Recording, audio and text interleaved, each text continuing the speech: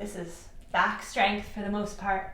Come up, and then you're gonna bring your feet up, or I'm going to anyway, and then you pull your feet under your chin. And then, hello guys.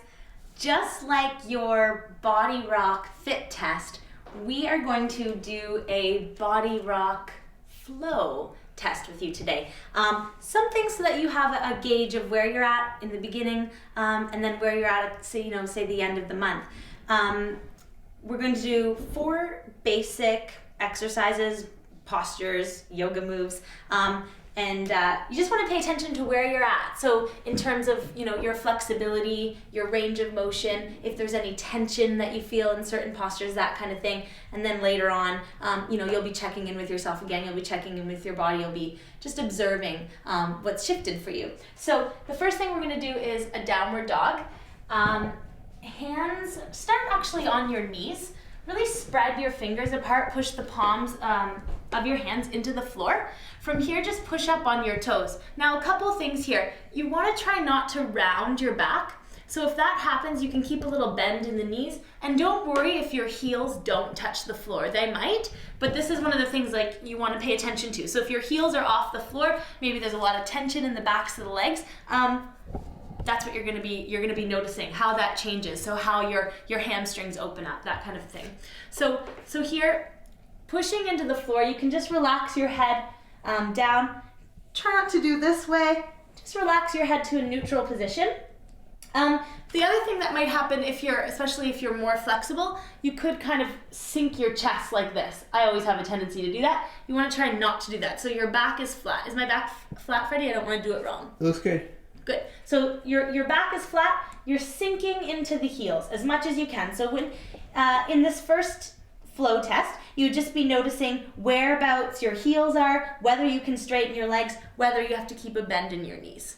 So if you're a beginner, it's okay to bend the knees a little bit. Yeah, absolutely. So if your back is rounding like this, you might have to keep a bend in the knees, no problem. And then just keep thinking of pushing the heels back, lengthening through the spine, through the neck.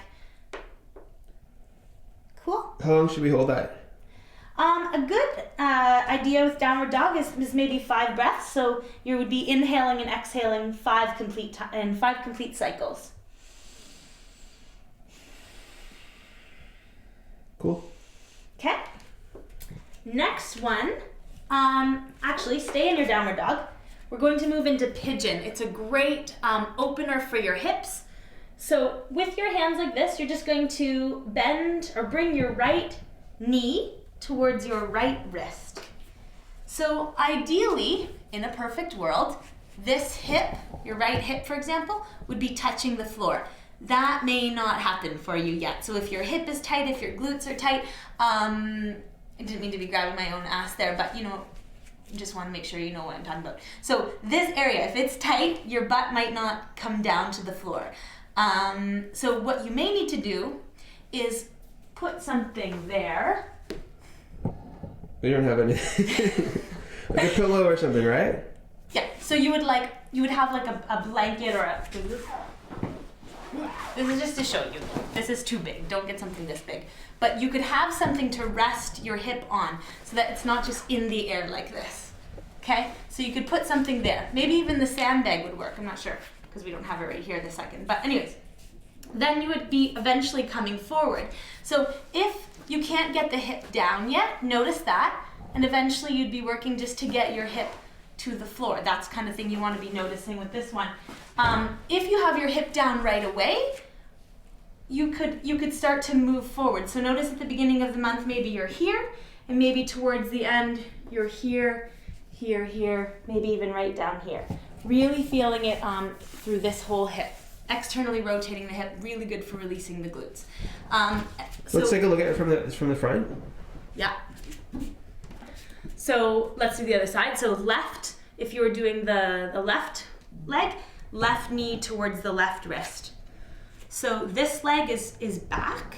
The other thing that might happen is this hip might not come down towards the floor.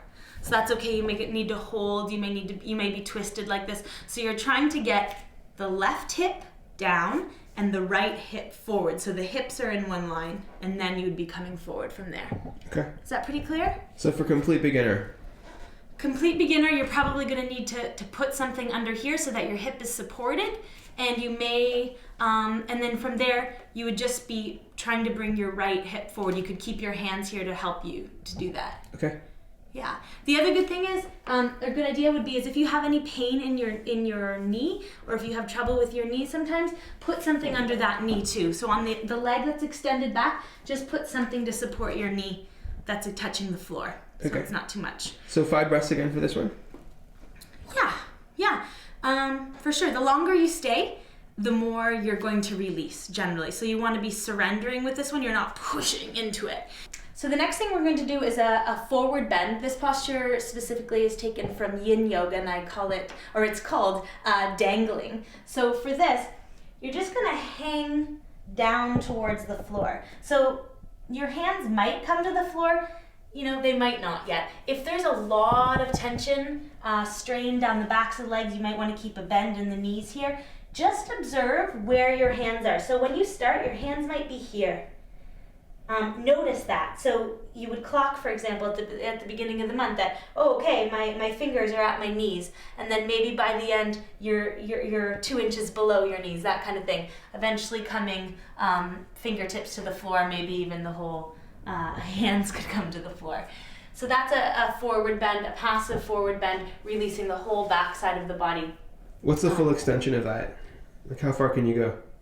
To the floor? Yeah. Maybe the forearms? Yeah.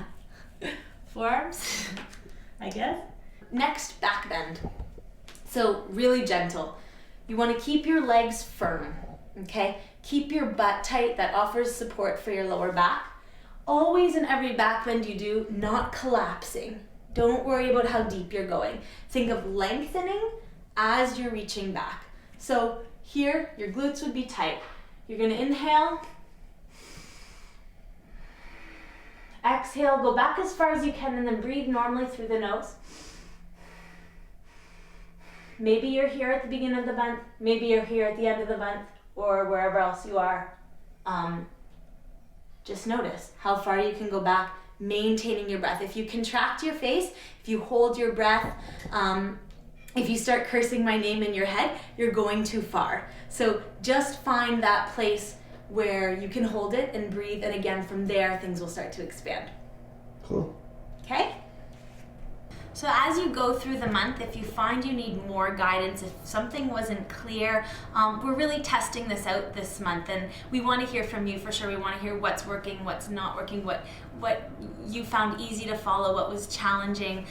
So please let us know, because we're testing this out too, and we're trying to grow, and we really want it to be great for you guys. So definitely give us your feedback with this stuff.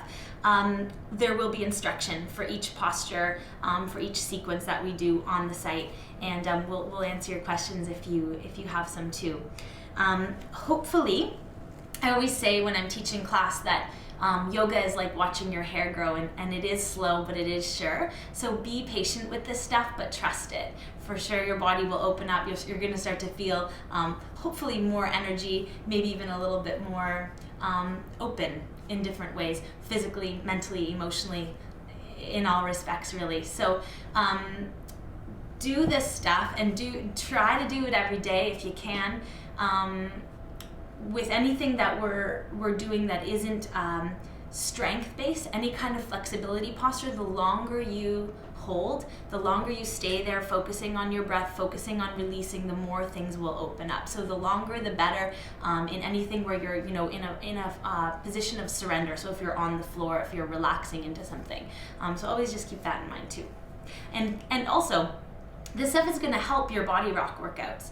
Definitely be aware of that. Note that you're going to increase your range of motion, and it's going to be helpful even in terms of in a lot of your strength-based moves. So strength and flexibility, balance, yoga, balance, it all kind of works together. I love back bends. Back bends are my favorite of all the yoga postures. This is called full camel. So you just stretch up, inhale. Grab your feet, or your shin.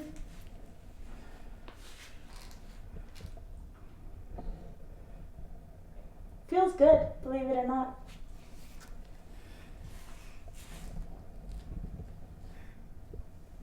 Is that crazy?